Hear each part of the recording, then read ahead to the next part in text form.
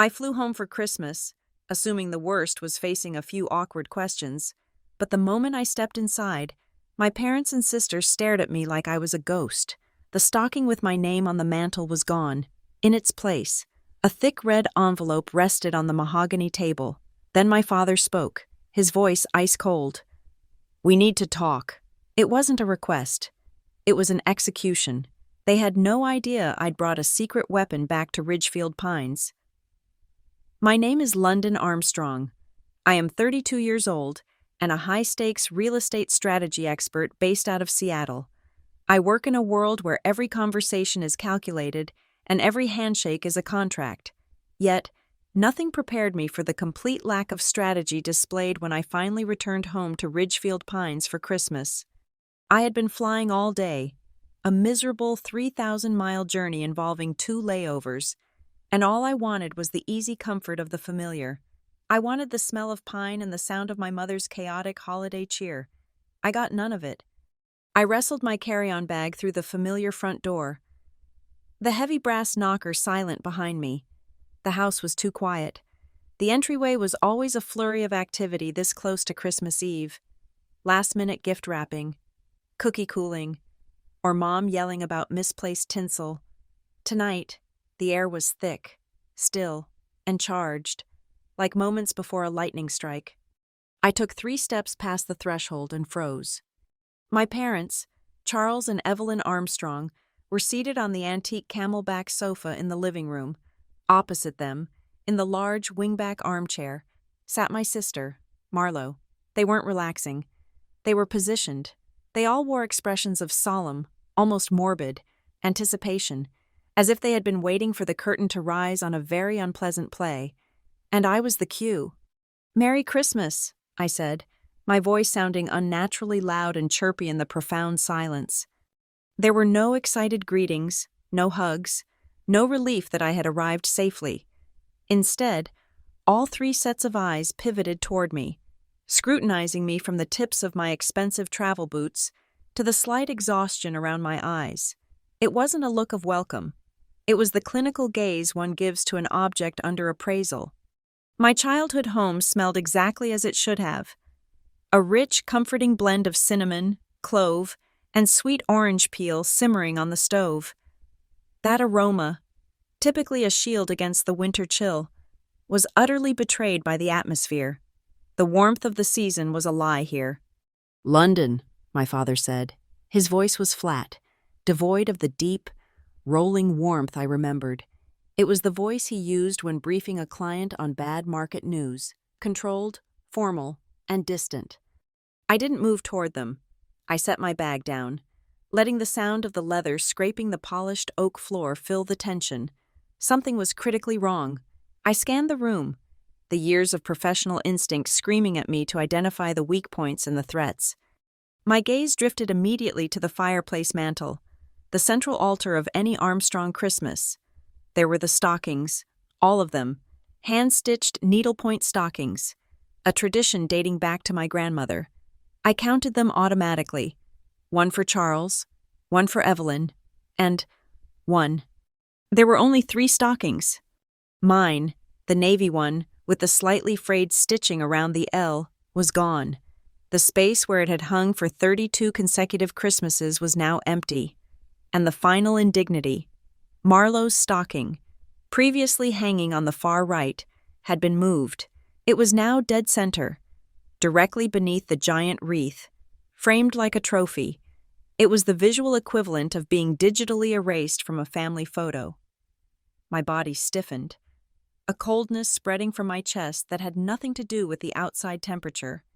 I turned my attention to Marlo, my younger sister, 27 and recently brought into a junior executive role at Armstrong Home and Timber. Wore an expression I knew well, smug satisfaction barely concealed by faux sincerity. She was draped in a cashmere cable-knit sweater, a designer piece that probably cost $2,000, and her pearl earrings looked heavy and new. She didn't just look comfortable, she looked enthroned. I forced a smile, the professional mask snapping into place. Is this a surprise party I forgot about? Because nobody told me about the required dress code. My mother, Evelyn, sighed, a theatrical sound of long-suffering pity that always grated on me. Her lips were pursed, her eyes darting away from mine, a classic sign of evasion. "London, darling," Mom began, her tone a dangerous mix of pity and barely veiled contempt. "We are simply trying to move forward. Marlo is the future of this family now." The future. The word hung there, heavy and accusatory. My successful career, the 80-hour work weeks, the equity I'd built on my own in Seattle, all dismissed by the simple declaration that my sister, whose greatest strategy was convincing Dad to buy her a new car, was the heir apparent. My eyes fell on the table between us. There it was, the source of the room's electricity, a large crimson envelope, sealed with a thick wax stamp bearing the Armstrong Home and Timber crest. It was too formal, too large, and far too red. It looked less like a holiday greeting and more like a writ or a deposition. It reeked of lawyers, not celebration. Charles leaned forward, resting his elbows on his knees, his hands clasped, the perfect picture of a man preparing to execute a painful but necessary business decision. "We were just discussing the company's new direction," Charles stated, avoiding my gaze. "As CEO, I've had to make some crucial decisions regarding the long-term stability of the business."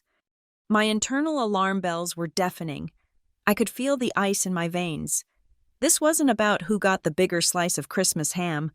This was about the company I had been promised a future in. The company whose founding principles were supposedly rooted in the belief that both daughters would eventually take the reins. "New direction?" I repeated, keeping my voice level, every ounce of my strategic training coming to bear.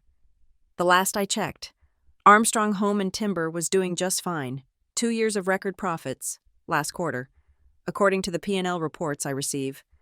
I threw the numbers back at him, reminding him I still paid attention. Marlo gave a small, superior smirk. "Things change. London, the board felt we needed a more focused approach, a single vision." Single vision. That meant her vision, paid for by their decision to cut me out. My father bypassed the pleasantries and cut straight to the bone, using the pre-approved corporate phrasing. "We are implementing a process we call family redirection. It involves reevaluating the ownership structure and the allocation of executive voting rights." He gestured toward the red envelope with a barely perceptible nod. "All the documents are there." He was asking me to sign away my stake, my history, and my future with the company I helped build for over 10 years before moving to Seattle. He was asking me to validate their betrayal. I took a deep breath, letting the false smell of cinnamon anchor me. I knew that in any negotiation, you never let them see your panic. I walked across the room, past Marlo's gleaming boots, and stood directly in front of Charles. I looked him in the eye, the man who taught me how to read a balance sheet before I was 10. "Let me be perfectly clear. Dad," I said, my voice low and steady, a razor's edge beneath the calm surface. "You are using the phrase family redirection to describe handing over the company to Marlo and effectively disowning my stake and my rights." Marlo looked furious that I had stripped away the polite corporate jargon. Evelyn dabbed the corner of her eye dramatically. Charles, however, simply held my gaze, his own eyes hardening. "That is a crude, but not entirely inaccurate, summation, London," he conceded. "But this is the path forward. It's what's best for the business."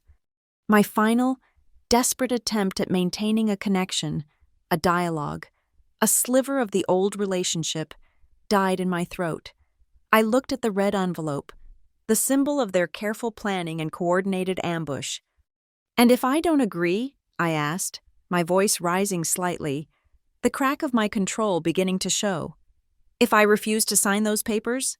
What then, Charles?" He didn't even flinch. He delivered the final blow. The statement that confirmed the ambush was total and the door was permanently sealed.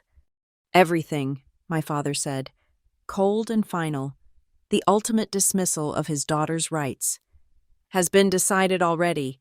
I managed to exit the living room without screaming, a small victory I credited to 10 years of forced calm in corporate boardrooms. I retreated upstairs, my spine rigid. The ambush had been perfectly timed, a full frontal assault on my emotional turf, immediately followed by the formal presentation of documents, all designed to throw me into a state of shock and surrender. The staircase carpet felt alien beneath my feet. I didn't head for my room. I headed for the room that used to be mine. When I opened the door, a cold wave of aesthetic distance washed over me. It was surgically altered. This wasn't the sanctuary of my teenage years. The space marked by worn pine furniture, concert posters from 20 years ago, and a desk scarred by countless late-night study sessions. This room was a neutral zone. The walls had been repainted a tasteful but sterile shade of pale gray. The old twin bed, the one that used to squeak whenever I turned over, was replaced by an impersonal, heavy queen size, dressed in hotel-quality white linens. The room looked like the overflow space for a slightly pretentious Airbnb, or perhaps a temporary office. It smelled faintly of new upholstery and chemical cleaning products, scrubbing away the ghosts of my adolescence. I walked the perimeter, my hands clenched. The large built-in wardrobe I'd used since I was 8 was gone, replaced by a cheap, decorative coat rack meant for a hallway. All the subtle, worn-in markers of my personality, the stack of old college textbooks, the small ceramic horse collection, the heavy wooden jewelry box gifted to me by my grandmother, they had all been systematically cataloged, packed, and removed. The most damning evidence of their intent hung on the walls. The 4 photo frames that once held images of me, my high school graduation, my college commencement, a blurry shot of Marlo and me at the beach 7 summers ago, now displayed new, glossy photographs. Every single one was of Marlo.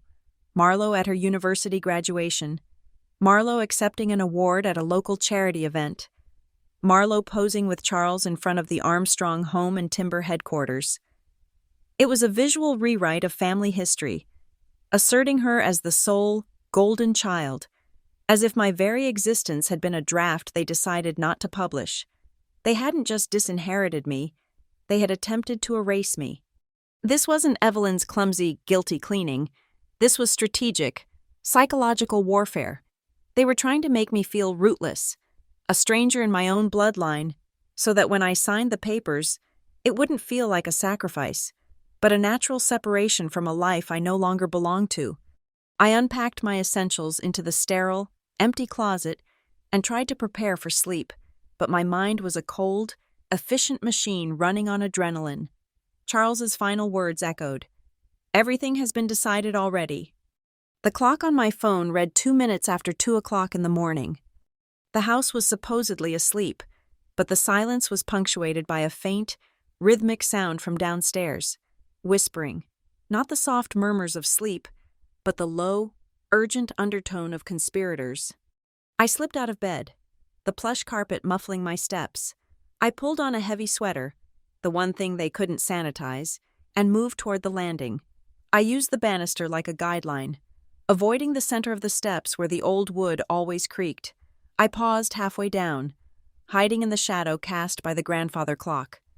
The voices were clearer now, Charles, Evelyn, and Marlo. They were in the study, just off the living room. "It has to happen first thing tomorrow," Charles said, his voice a tight, low gravel. "Before the bank opens, we need to be clean." "What if she refuses to sign?" Marlo's voice, whiny and anxious, sliced through the tension. "You saw her face. Dad, she's not stupid, no matter what Mom says." I heard my mother's low, defensive retort. "She's emotionally unstable. Darling, all that pressure in Seattle. She'll buckle." The insult barely registered.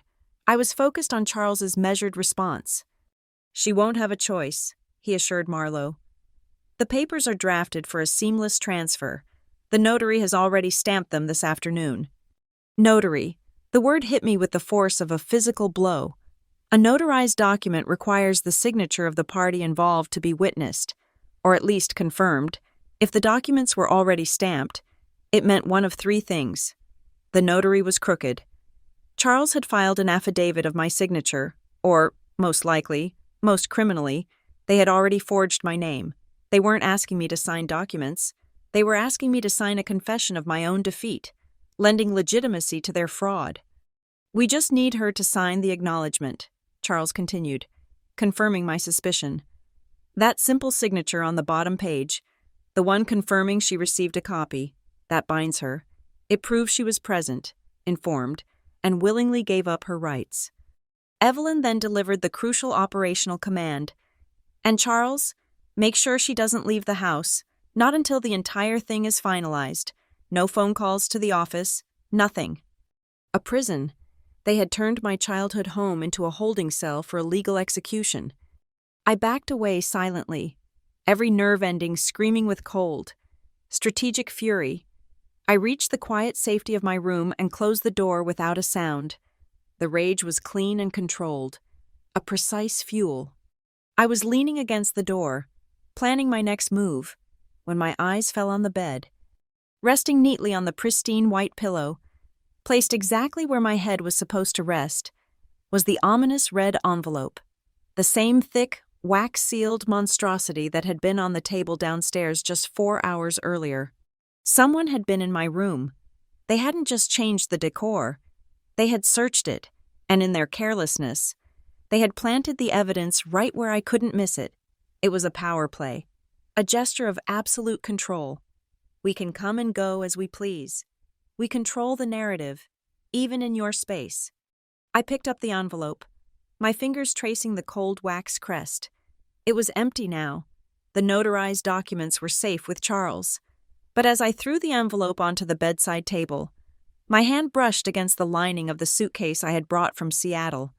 I felt a faint, crinkled edge of paper. I knelt down and retrieved it.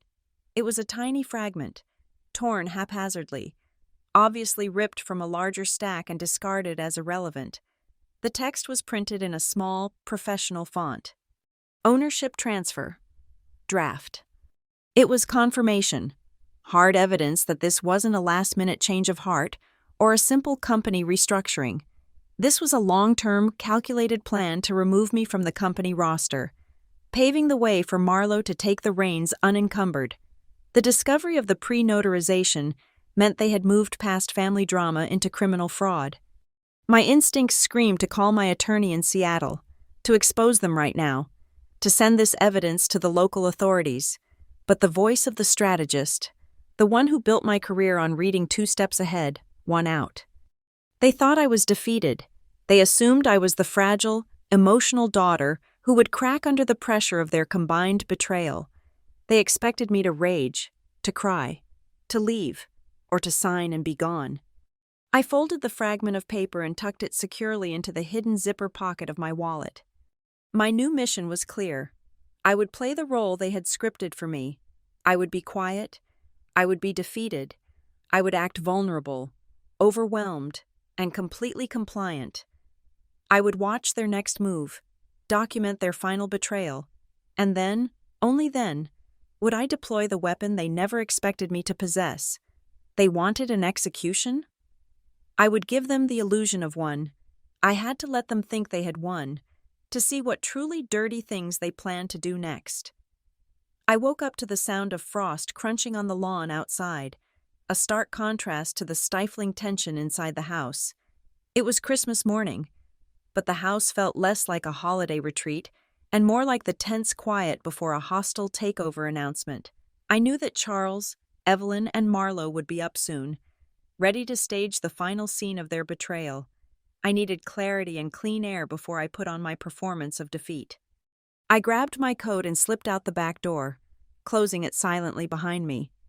The backyard was vast, bordered by a high cedar fence and the thick woods that gave Ridgefield Pines its name.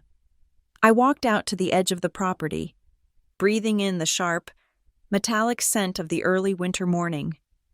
It was cold enough that my breath fogged the air, but the chill felt cleaner than the air I'd been breathing indoors. I needed to run through the forged documents scenario one last time. "London, hey!"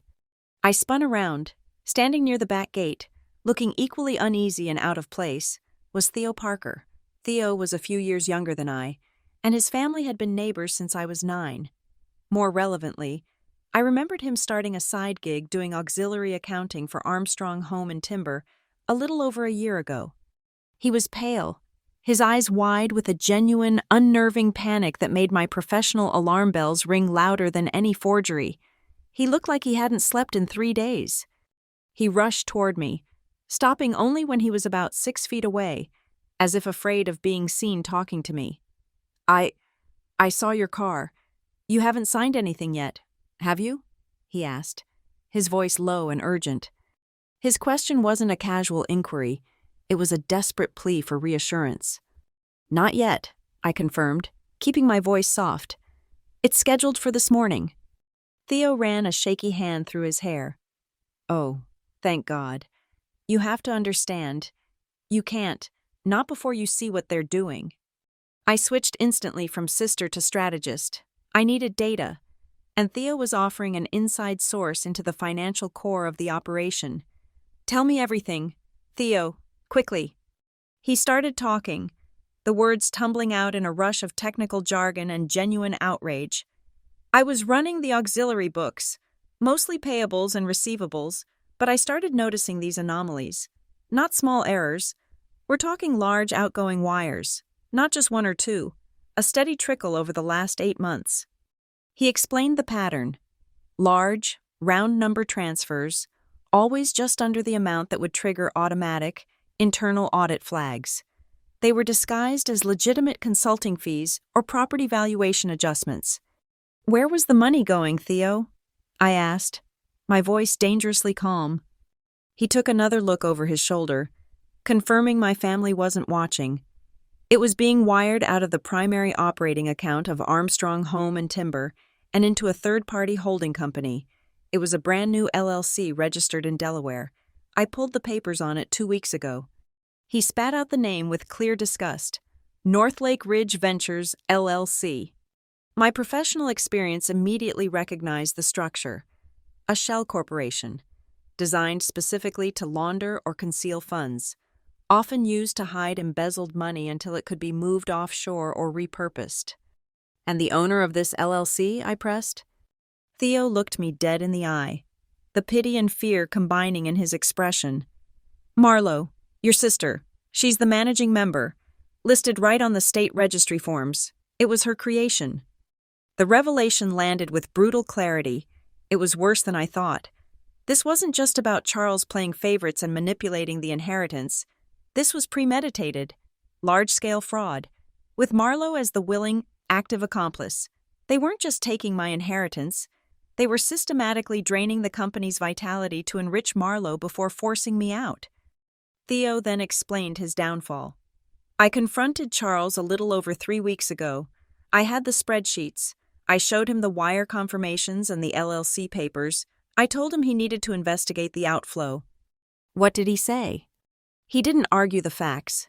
He just went silent.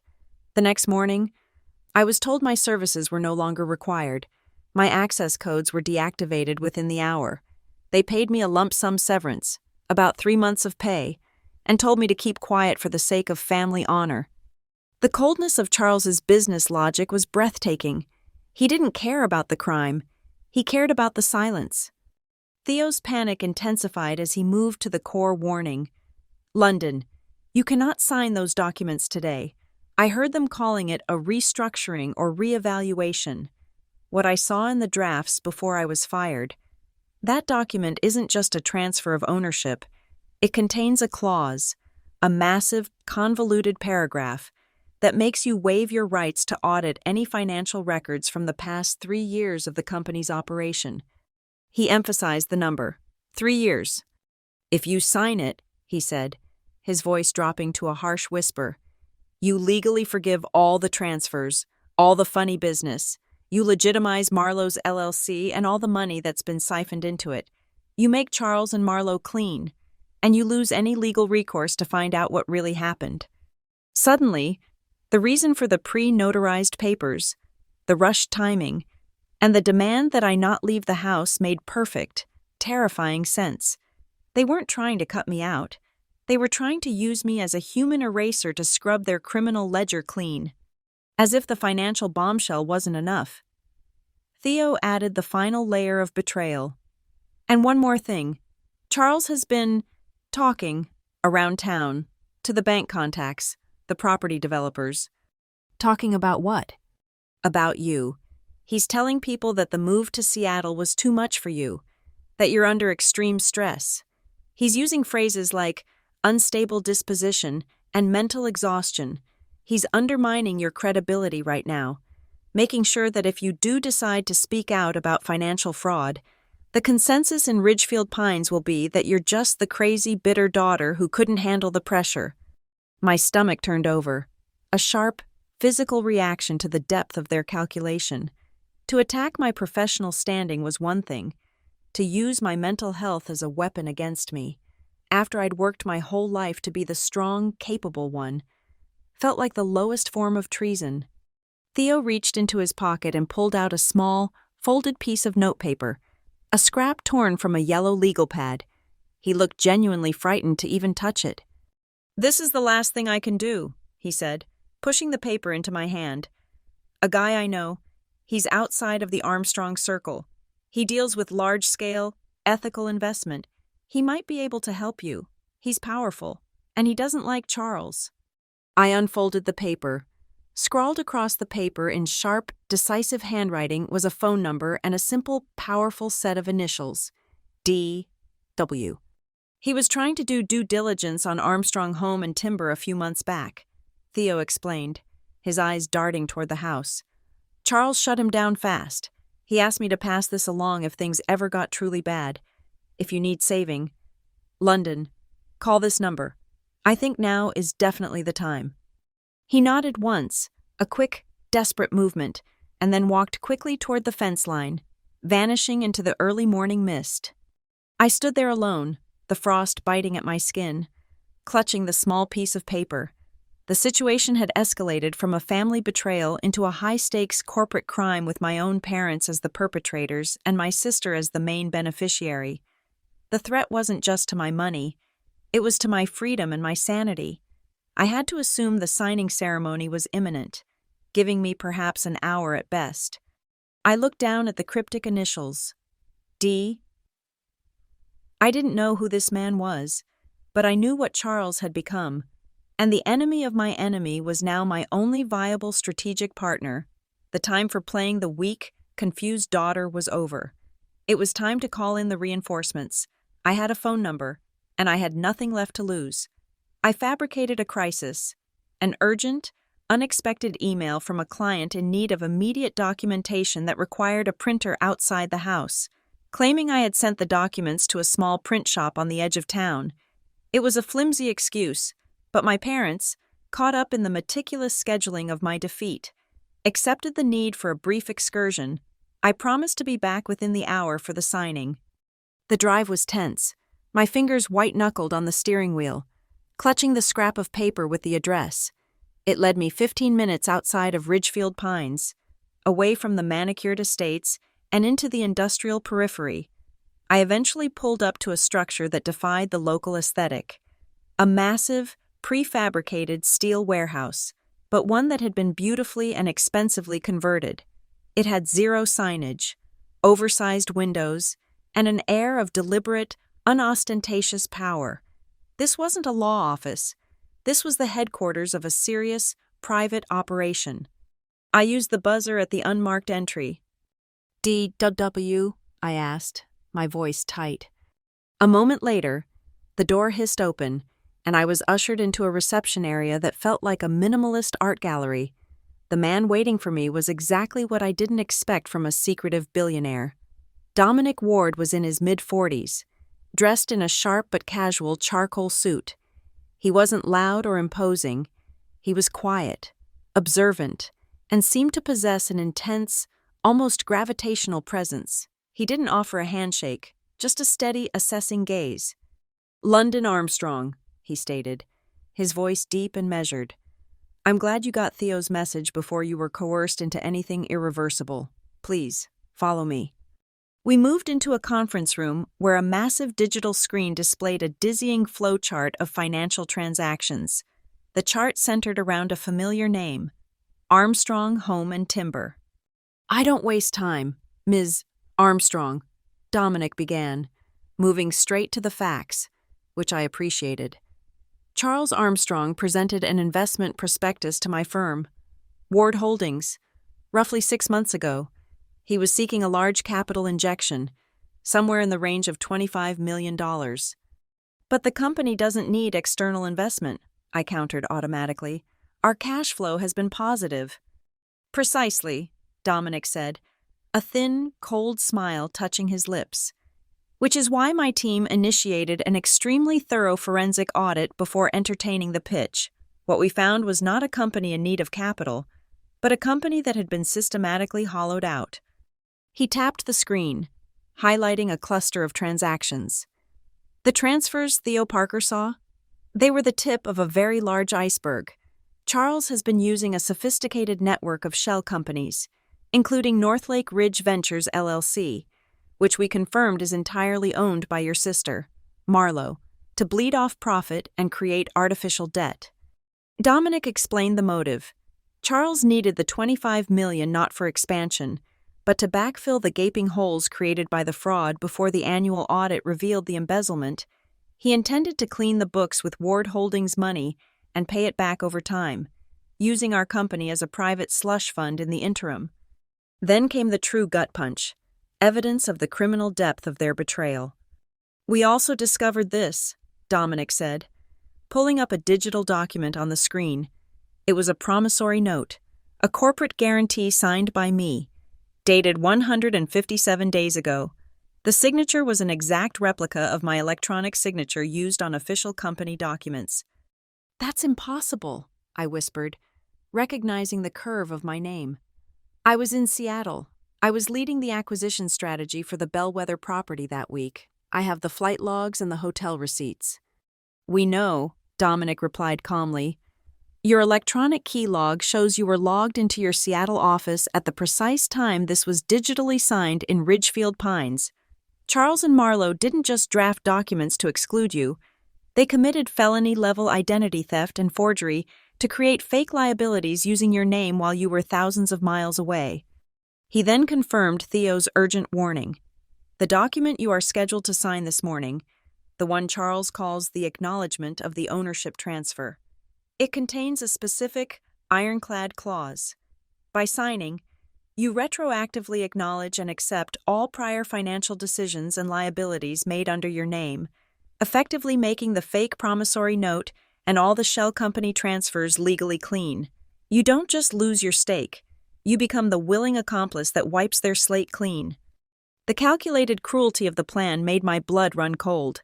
They weren't just thieves.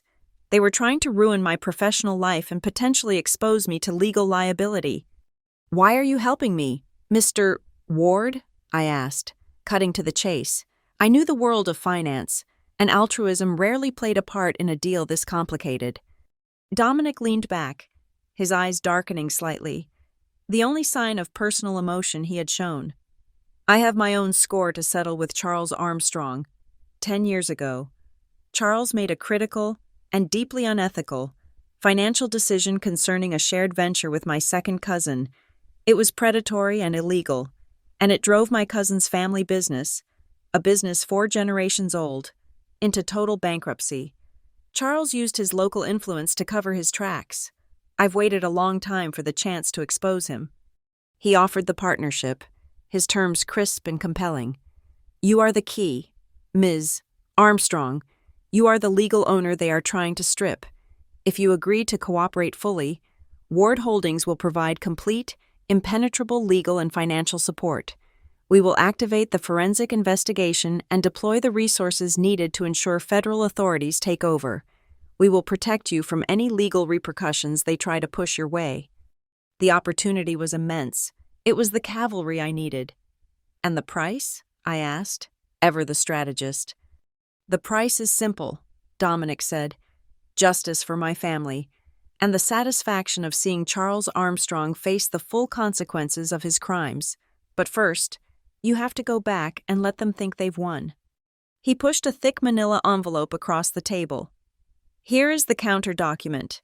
It looks identical to Charles's final page, but it is not. My legal team has drafted a substitution page containing a highly technical nullification clause, hidden deep within the fine print of the legal jargon. He explained that the clause required a specific, technical attachment that Charles, in his arrogance and rush, would certainly overlook. You will sign this decoy document. You will give them the performance of defeat they crave. You will act the broken daughter. Once you leave the house, the document will be logged. Within 2 hours, my team will activate the void clause, making the entire transfer invalid. It will be the perfect, elegant reversal.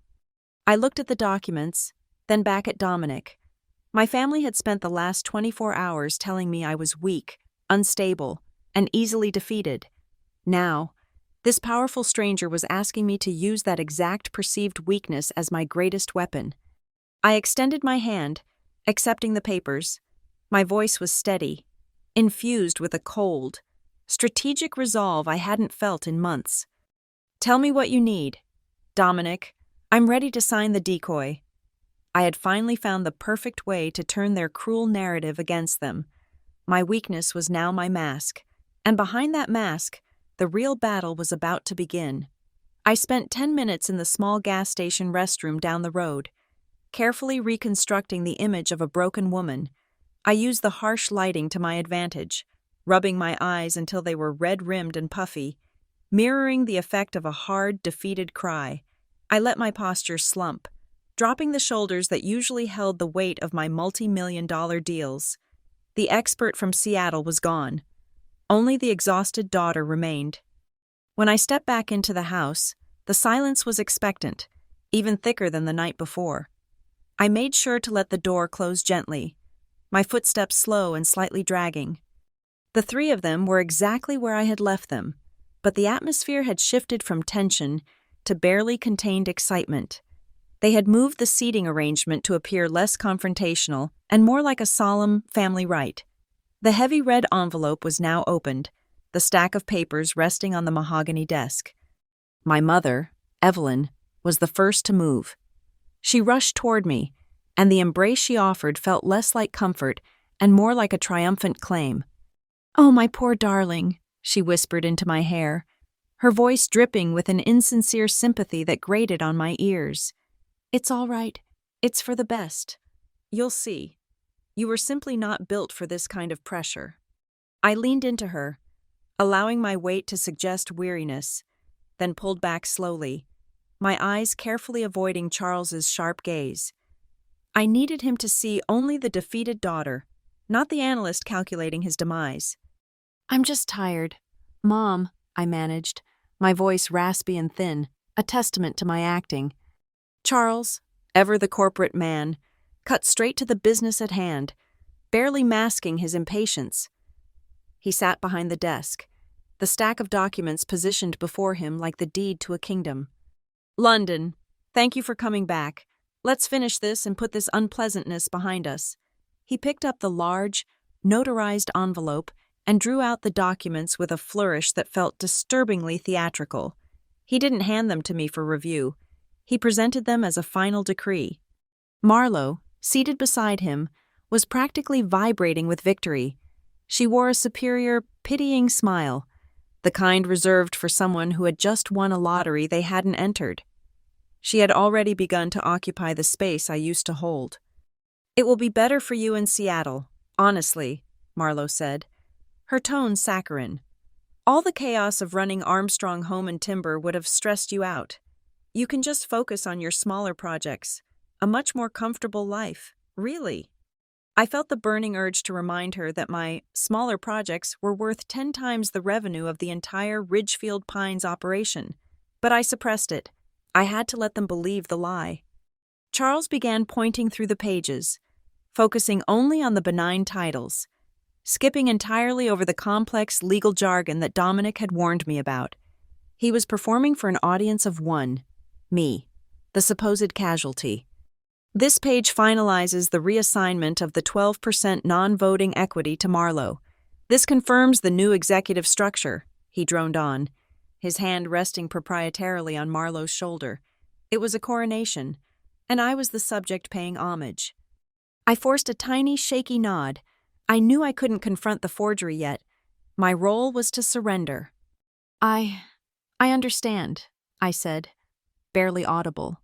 I let my eyes well up, though the tears were born of cold fury, not sorrow. I kept my gaze fixed on the table, the perfect picture of someone trying to hold herself together. I just want everyone to be happy. Dad, if this is what's best for the family. The effect was instantaneous and exactly as planned. Evelyn sighed with palpable relief, whispering, "Oh, thank heaven." Charles's shoulders visibly relaxed. The tension in his face dissolved into arrogant satisfaction. He hadn't expected the Seattle expert to crumble so easily, and my manufactured weakness had proven his assessment of my instability correct.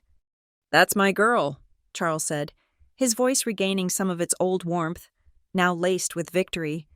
"A good team player." I reached out a trembling hand and placed it on the stack of papers. This was the moment for the strategic move Dominic and I had discussed. "Before I sign," I whispered, barely trusting my voice, "could I please have a copy of the finalized set?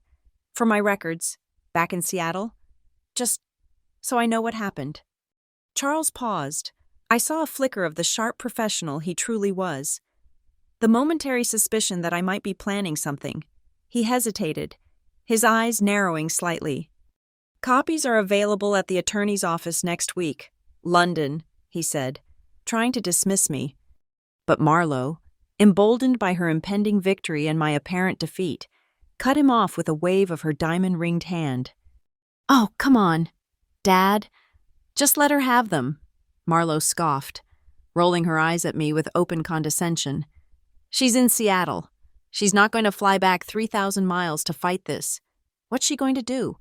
Hire a corporate lawyer over a few $100,000? She can't do anything." Her overconfidence was the greatest gift she could have given me. Charles, seeing Marlowe's blatant assurance, decided the risk was negligible. "Fine. Evelyn, go make copies of the stack. Quickly." While Evelyn was out of the room, I performed the substitution. I had already identified Charles's acknowledgement page. I casually reached into the inner lining of my coat, pulled out the decoy page Dominic had prepared, an identical replica of the original, but containing the hidden nullification clause, and seamlessly slipped it onto the bottom of the stack. It was a move so smooth, honed by my years of closing high-stakes deals under pressure, that Charles, fixated on his impending triumph, didn't notice the weight or texture difference. He pushed the stack toward me and indicated the signature line on my decoy page. I picked up the pen. My hand, though shaking for effect, was steady when it mattered.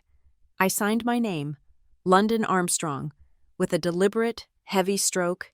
It was the signature of surrender, but in reality, it was the activation code for the trap. The moment the pen was lifted, Charles snatched the documents back, his haste revealing his true anxiety. He didn't even check the signature. He just flipped through the pages, securing the decoy in his hand, convinced he was holding the validated, notarized crime. Marlowe leaned over, her face radiant. "Thank you, London," she said, managing to sound genuinely benevolent. "For being mature enough to see the big picture and for stepping aside. It means a lot to the family." She thanked me for enabling their crime, for yielding the crown she had illegally seized. I met her gaze, offering a small, sad smile that hid a heart of frozen granite.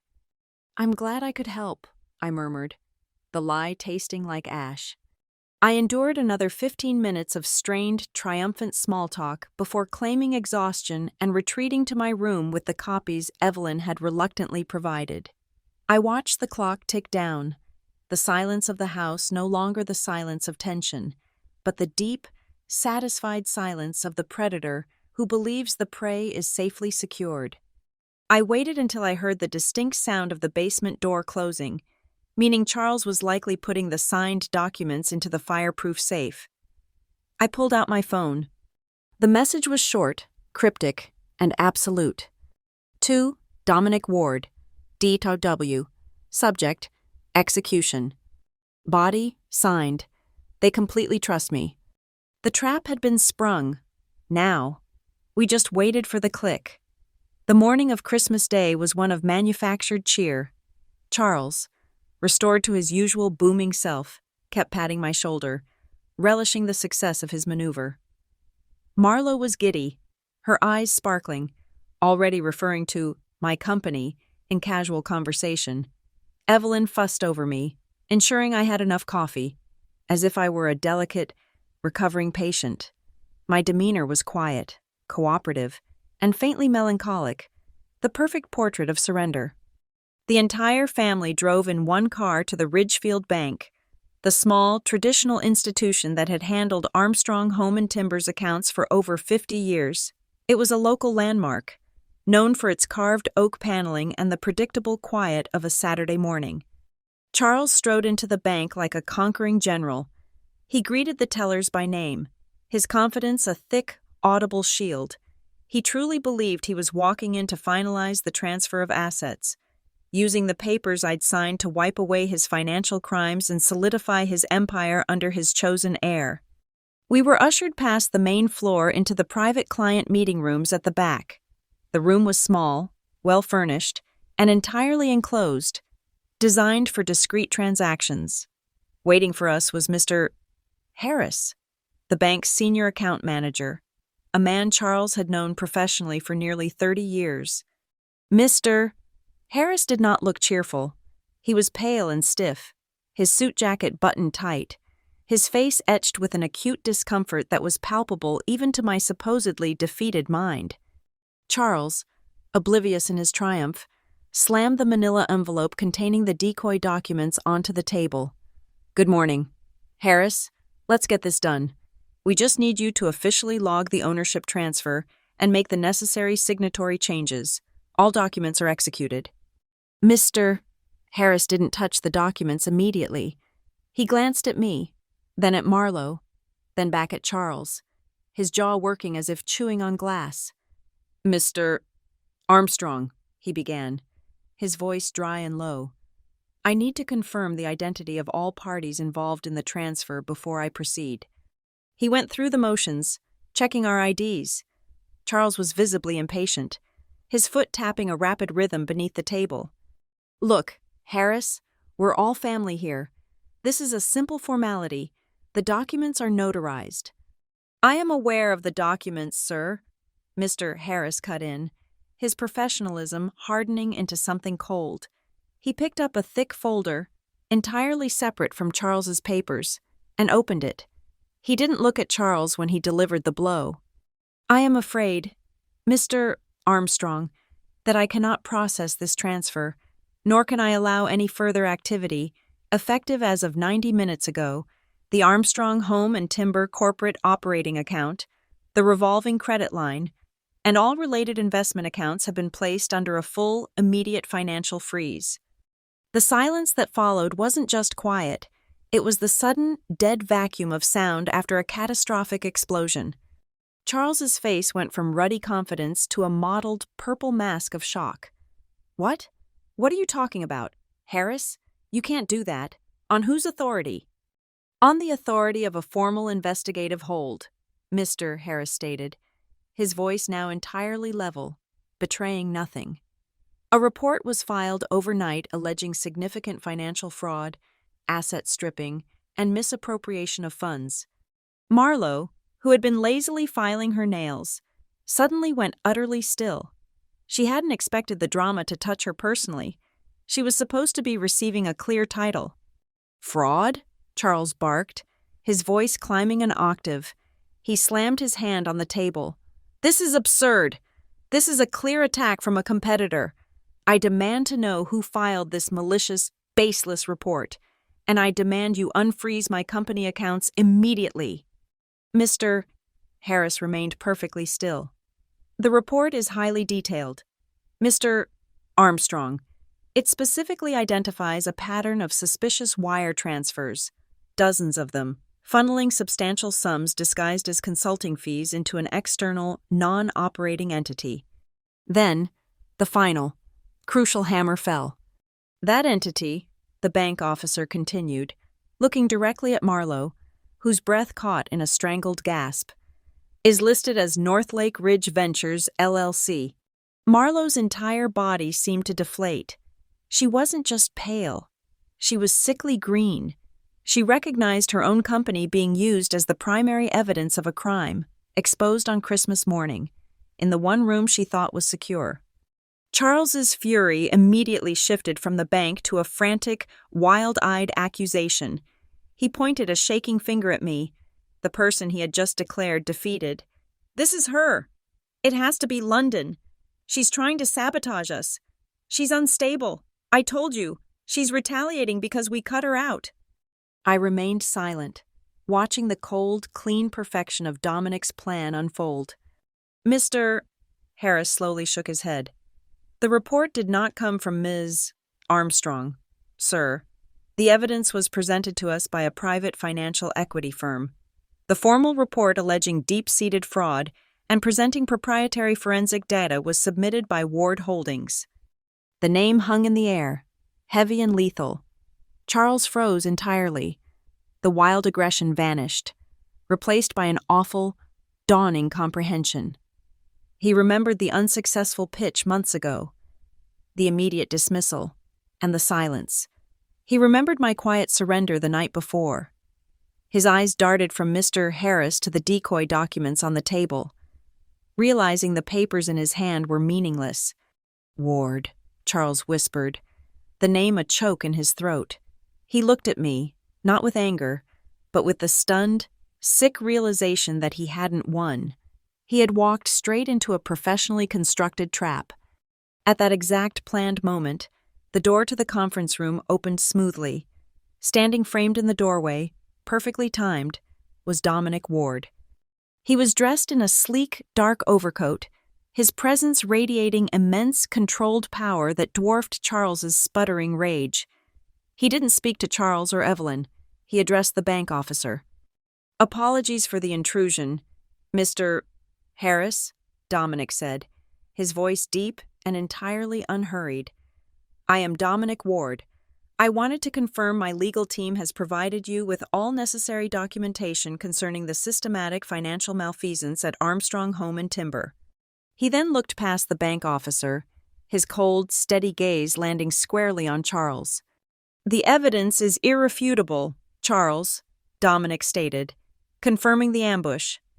"The wire transfers, the false liabilities created using forged electronic signatures, and the deliberate attempt to secure an acknowledgement of those crimes via a fraudulent document this morning, we have it all." Charles lunged forward, his face contorted. "You snake! You used my daughter! You engineered this!" I stepped back instinctively, letting Dominic's physical presence absorb the initial blast of fury. "I offered your daughter an honest partnership in the pursuit of justice," Dominic corrected, his tone dismissive. "A better offer, certainly, than the one you presented her with." Evelyn finally broke. She didn't scream. She began to sob, a quiet, horrifying sound of a woman realizing her gilded life had just been dismantled. Marlowe was rocking back and forth, clutching her stomach, muttering, "No, no, no," as the reality of her shell company being exposed as evidence of fraud crashed over her. "Mr.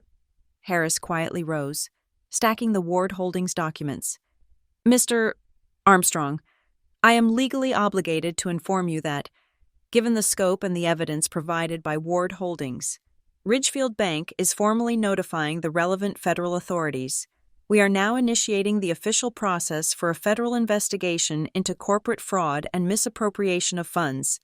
You are required to remain available for questioning." The words federal investigation hung in the air, a death knell. Charles, the confident CEO, was now just a trapped criminal, his face pale and slack with total defeat. They were completely, utterly helpless. I stood at the edge of the room, my hands crossed, watching my father realize that the weak, unstable daughter he had tried to erase had just activated the detonator on his entire life. The trap was sprung, and I was finally out from under the weight of the name Armstrong. The moment we left the bank, Charles immediately drove, not home, but to the Armstrong Home and Timber headquarters, a polished glass and steel building he had always considered his castle. He was in a state of controlled mania, trying to beat the investigation team. But we were too late.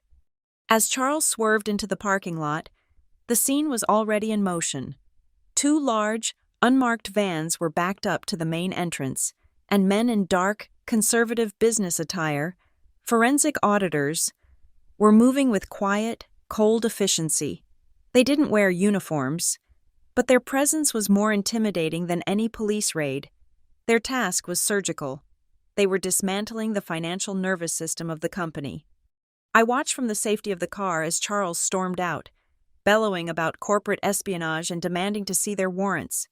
Marlo followed, her initial shock giving way to frantic, desperate denials.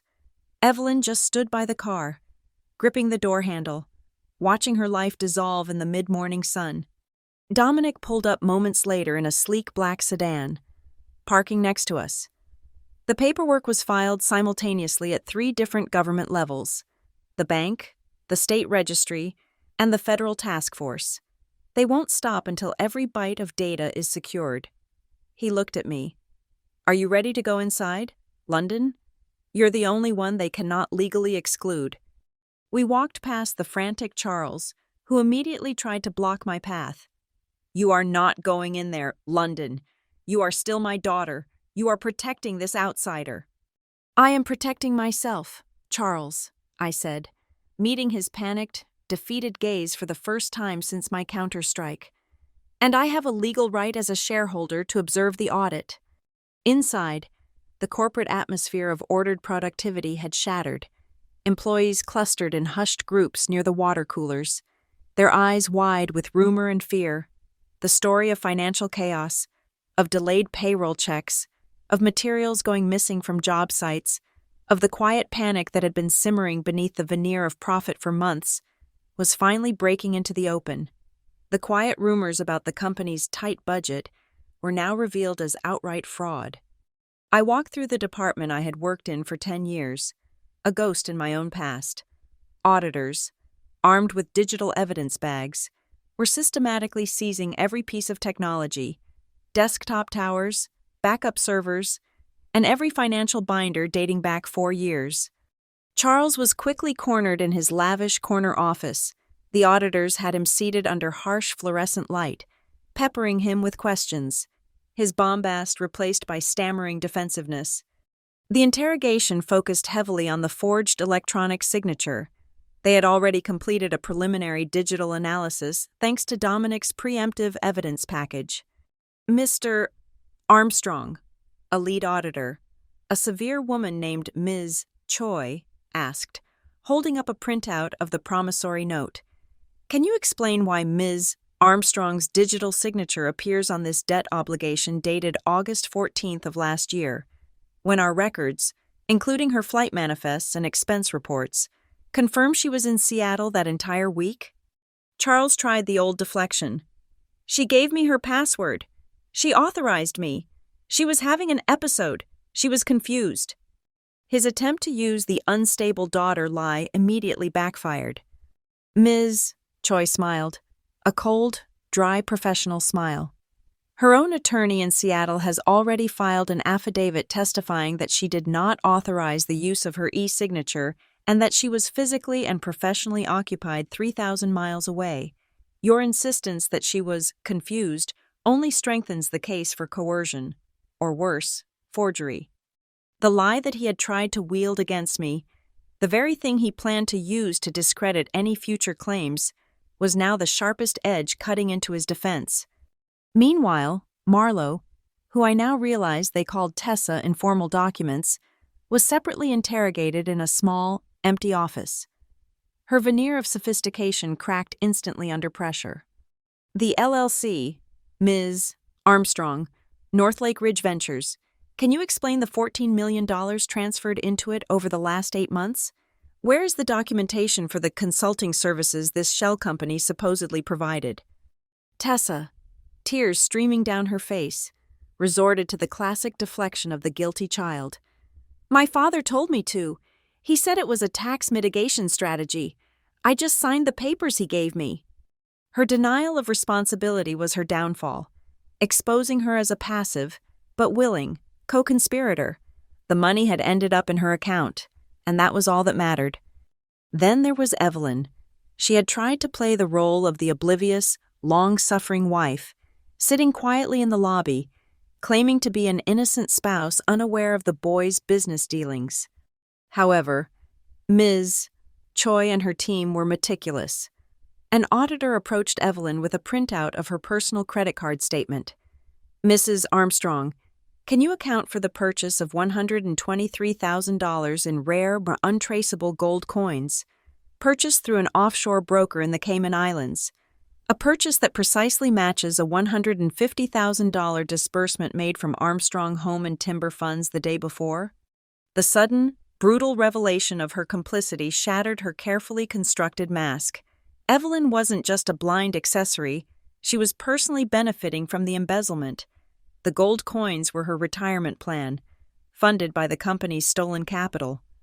Throughout the afternoon, Dominic and I stood in a peripheral office, watching the layers of deception peel away. Dominic only intervened when necessary. "Tell them the truth about the missing inventory." "London," he prompted me quietly. "You know the exact dates the numbers stopped aligning with the supply chain reports." I stepped in, addressing Ms. Choi. "The discrepancies started 3 quarters ago. Check the invoices for the Oak Knoll development. Charles overstated the lumber order by 30% and then sold the surplus privately, claiming the entire lot was used on site. The money went to the Northlake Ridge account." I was speaking the language of the business, proving my competence and clearing the air of Charles's slander about my instability. I was the credible source, the insider who walked away from the crime. Dominic simply stood beside me, confirming the legal and technical viability of my claims. He was the anchor. I was the intelligence. The sheer volume of evidence, the forged signatures, the shell company ties, the personal enrichment, the waived audit clause, piled up, transforming a misunderstanding into a mountain of federal charges. As the sun began to set, casting long, dark shadows across the dismantled offices, Ms. Choi gathered her team. She looked at Charles and Tessa, who were sitting slumped in chairs, utterly broken. She addressed Charles, her voice low and utterly devoid of pity. "Mr. Armstrong, we have more than enough evidence to establish a pattern of fraud, false invoicing, and theft of services. The case is no longer under a simple investigative hold. We are packaging the final documents now." She looked at me, giving a sharp, professional nod of acknowledgement, and then spoke the words that ended the Armstrong dynasty. "The police chief will be formally notified. Tomorrow morning, the police will officially move in." The castle had fallen. The sound of the lock being turned on the seized server room was the final, defining noise of the day. Charles stared blankly at the wall, the full reality of what he had done finally sinking in. I left the building with Dominic, the freezing night air feeling like the sharp, clean taste of justice. The morning after the forensic auditors left was cold and bright, the weather ironically clean for the dirty business about to unfold. I was staying at Dominic's beautifully converted warehouse, a strategic decision that gave me distance and security. We watched the news cycle begin its quiet churn, waiting for the inevitable public spectacle. Just after 9 o'clock in the morning, the event began. I wasn't physically there, but Dominic had access to proprietary surveillance feeds of the town square. On his large screen, I watched as Sheriff Miles Rourke, a man who had known Charles Armstrong for decades and owed him more than a few favors, pulled up to the Armstrong Home and Timber headquarters in his official black SUV, followed by 2 patrol cars. The flashing blue and red lights cut through the frosty morning air, illuminating the massive company logo. The arrests were swift and clinical. Charles was the first one brought out. He hadn't slept. He was wearing the same charcoal suit from yesterday, now rumpled and stained with coffee. His face a mask of utter despair and betrayal. He fought the deputy, struggling with the handcuffs, his voice cracking with the final, frantic denial of a man who thought himself untouchable. "This is not over. This is my family. You are making a mistake. Miles, my daughter, London, She did this! She betrayed us! He screamed, his voice swallowed by the cold wind and the rising sound of the police radio. I watched the screen, not turning away, forcing myself to witness the consequence of his arrogance. For over 30 years, Charles had used his power to mold me, to pressure me, and finally, to try and erase me. This was the moment of his reckoning, and it was devastatingly complete. The shame of the arrest, witnessed by the handful of local reporters who had immediately descended on the scene, would follow him long after the trial.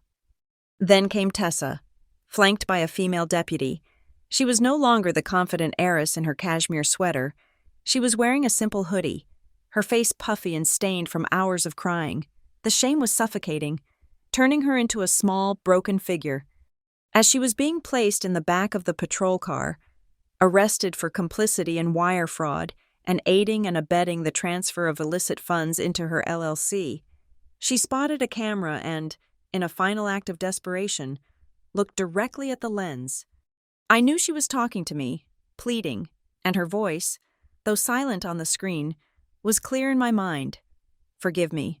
London. Tell them it was all Dad's idea. Tell them I didn't know." In that moment, all the old resentment, the childhood jealousies, and the adult rivalry crystallized into one cold, final thought. She hadn't just been a victim of Charles's power. She had been a willing and enthusiastic recipient of the stolen goods.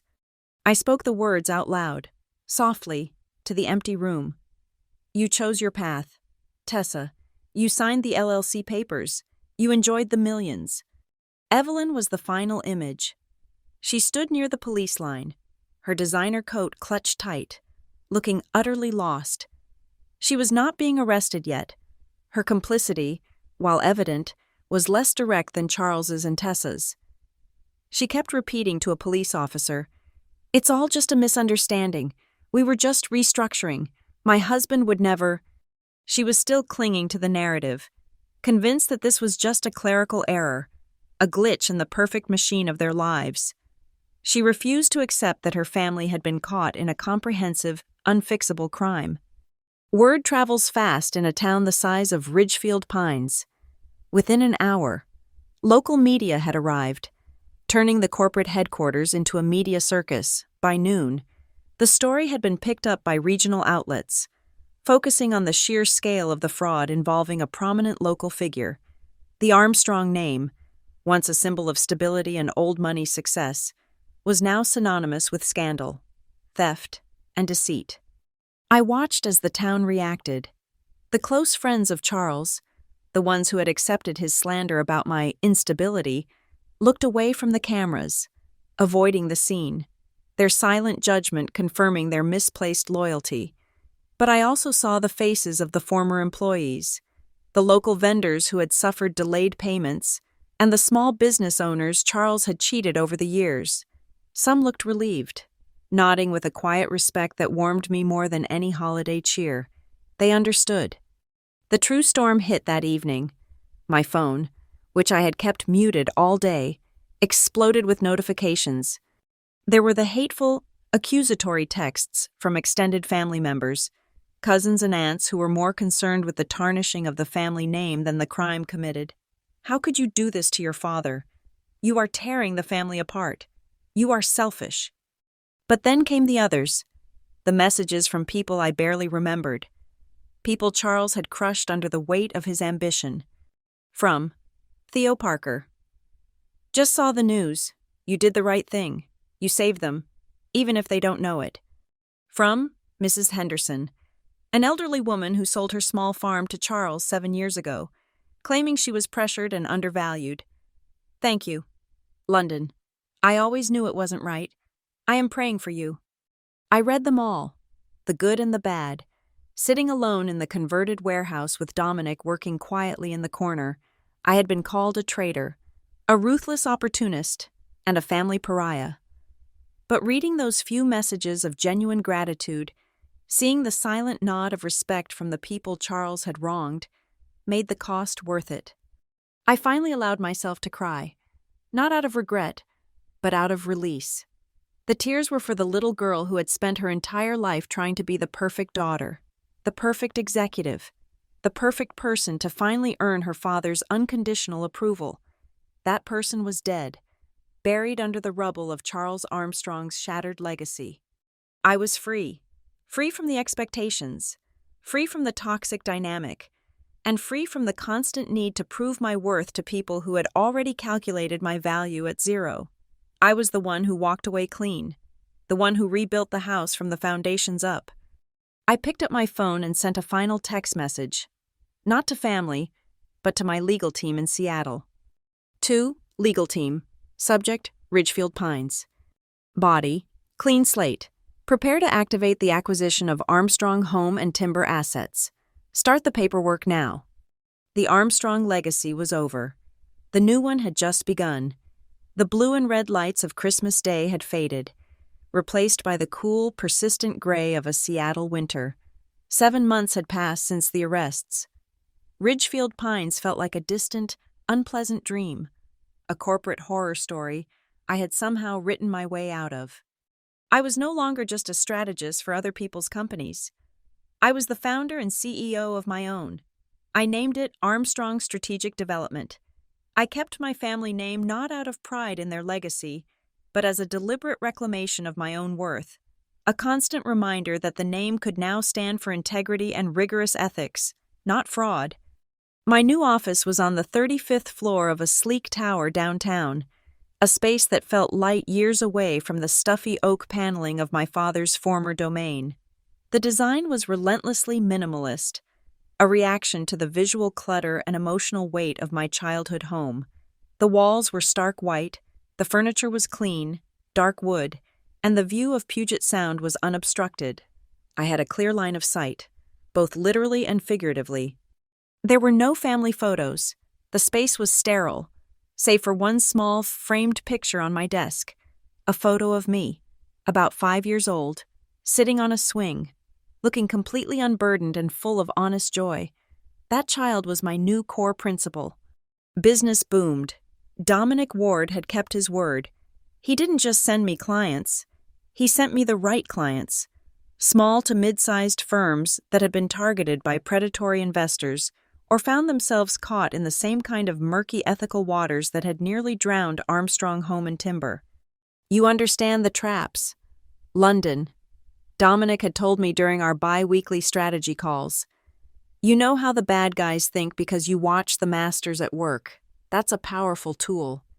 He became the mentor I had always craved and never received from Charles. He respected my boundaries, never once trying to merge our operations or dictate my decisions.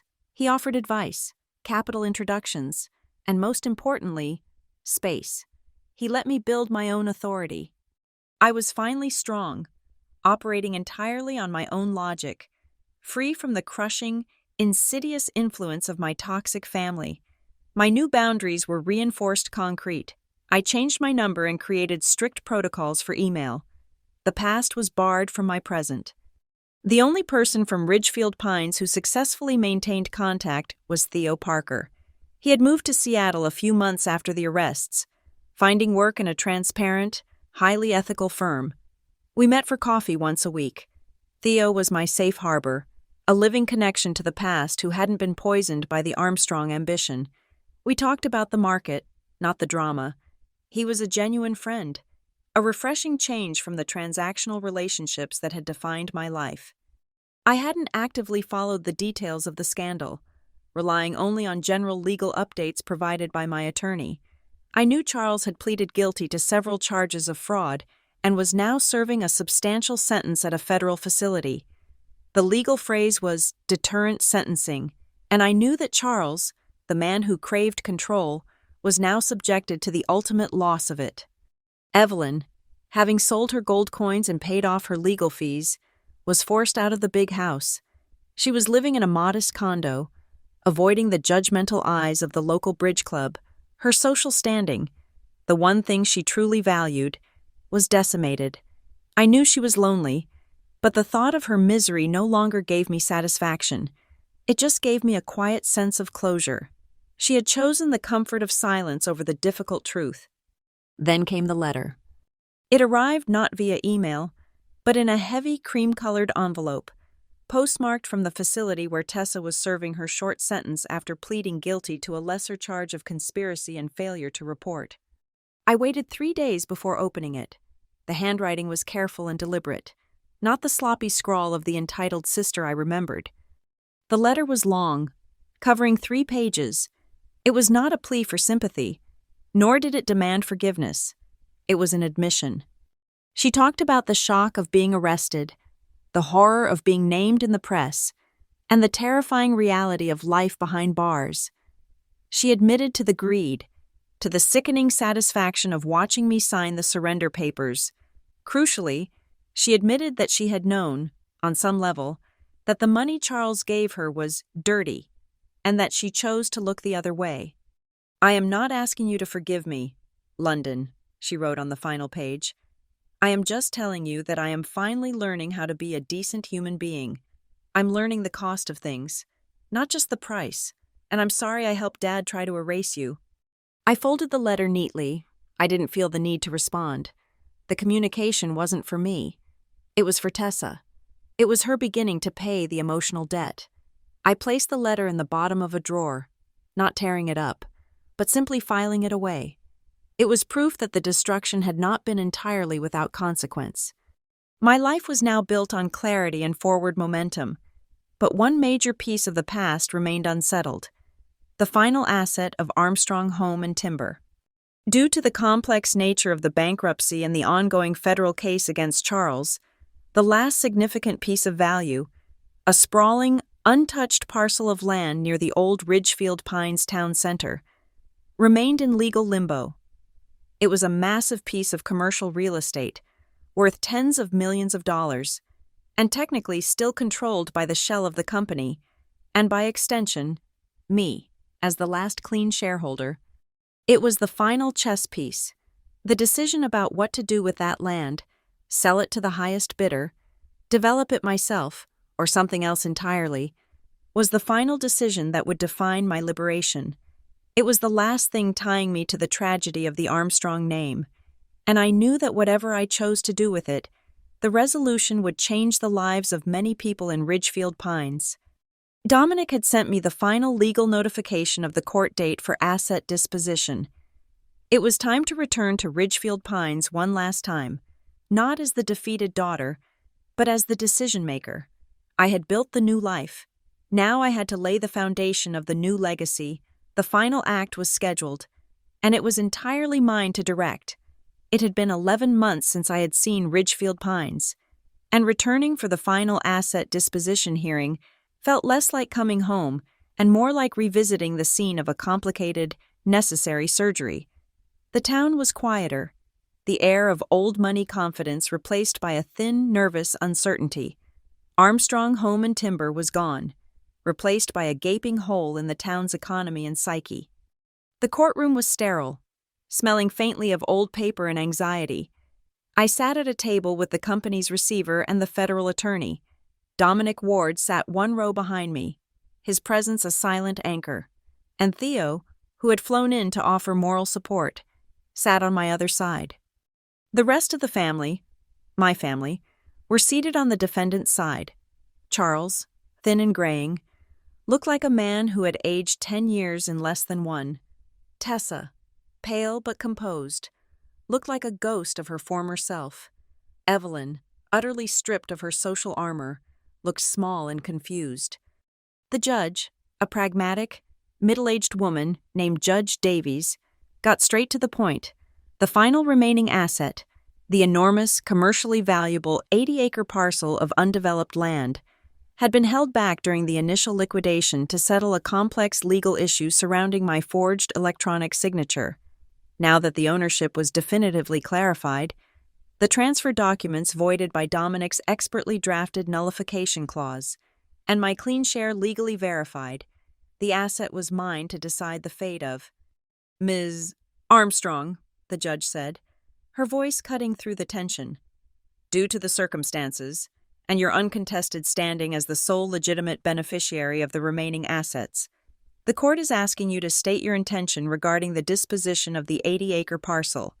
You may choose to liquidate it, retain it for future development, or dedicate it to a public trust or charitable purpose. What is your decision? The weight of the past 30 years of my life, the sacrifices, the pressure, the toxic expectations, seemed to settle on my shoulders for the very last time. This land was worth close to $60 million if liquidated. It was the financial culmination of the entire saga. Before I could speak, a desperate voice cut across the room. "London, you can't." Charles, forgetting the decorum of the court, half rose from his chair, shackled wrists resting on the table. He looked directly at me, tears welling in his eyes, genuine tears, not of remorse for his crimes, but of profound self-pity and fear. "You cannot abandon this family," he pleaded, his voice raspy. "I made mistakes, yes, but this is the last chance. Keep the land. Re-establish Armstrong Home and Timber with clean money. You can save the name. You can save me. Don't let this outsider take everything away from us." His words were a final desperate attempt to reimpose the old dynamic, the dutiful daughter saving the failing father. Then, a surprising voice spoke. Evelyn, standing stiffly, her eyes fixed on the floor, spoke with a clarity I hadn't heard in years. "London, I'm sorry," she whispered, her voice cracking. "I was selfish. I was afraid of losing the life we had. I should have told you how proud I was of you in Seattle. I should have protected you from Charles, not helped him try to erase you. I am sorry, my darling, truly sorry." The apology was raw and public, devoid of the excuses she had hidden behind for decades. It was a shocking moment of broken honesty. Tessa followed, her voice trembling but stronger than her mother's. "London, I know I deserve this. I was greedy, and I let Dad use me. I'm working hard now to change, to be better. But please, don't let our family's tragedy, Dad's choices, become the only thing that defines the rest of your life. Do what you need to do, but please, don't let this bitterness consume you." The final barrage of pleas was designed to evoke pity, to remind me of my obligation. For a single, fleeting second, I felt the familiar pull, the old programming telling me to fix them, to be the good girl, to make the bad things go away. But the voice of the strategist, the woman who had fought her way out of the wreckage, was louder.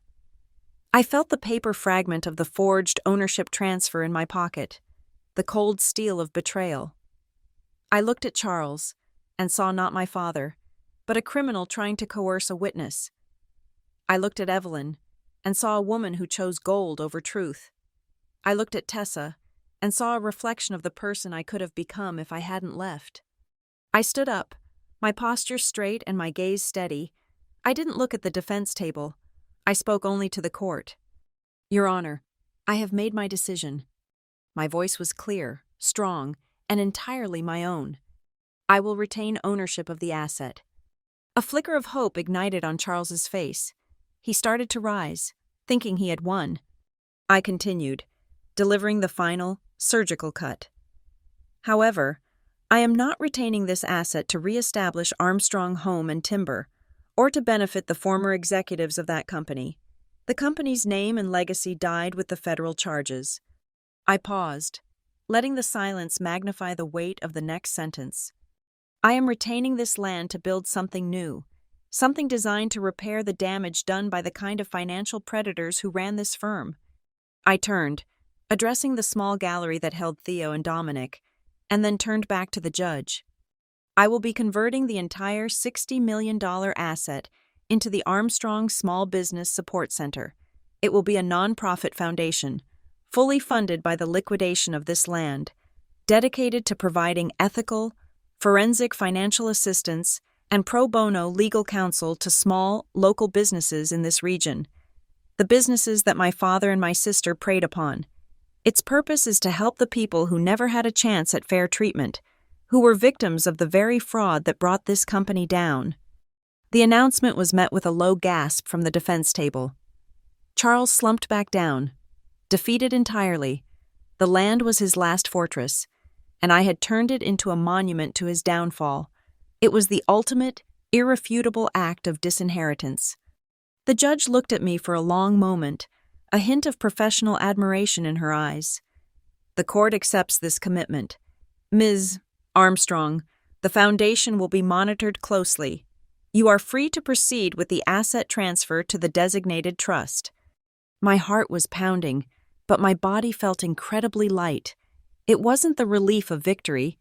It was the sheer, pure lightness of self-determination. The decision didn't save my family. They had made their fate. But it saved me from the final, poisonous attachment. I had cut the cord, not with resentment, but with a deliberate, ethical action. I left the courthouse, flanked by Dominic and Theo. Stepping out into the late afternoon sun, Theo punched me lightly on the arm, beaming. Dominic gave me a slight, respectful nod. That was a beautiful strategy. London, Dominic said, and a true act of character. I inhaled deeply, the air sharp and clean. I was standing on my own 2 feet, making decisions that served my integrity, not my history. For the first time in 30 years, I wasn't defined by the ghost of my father's approval or the weight of a name I didn't deserve. Thank you, Dominic, I replied, a genuine smile finally breaking through. Thank you for helping me write my own ending. I was finally free. I was finally London. Thank you so much for listening to the unraveling of the Armstrong dynasty. This story of betrayal and ultimate self-reclamation has been a powerful one to tell, and I hope London's journey has resonated with you. Let me know in the comments where you are listening from, and what part of her final stand against her family resonated with you the most. If you loved this revenge story, please subscribe to Lila Revenge Stories. Hit that like button, and press the hype button to make sure this video gets heard by more people.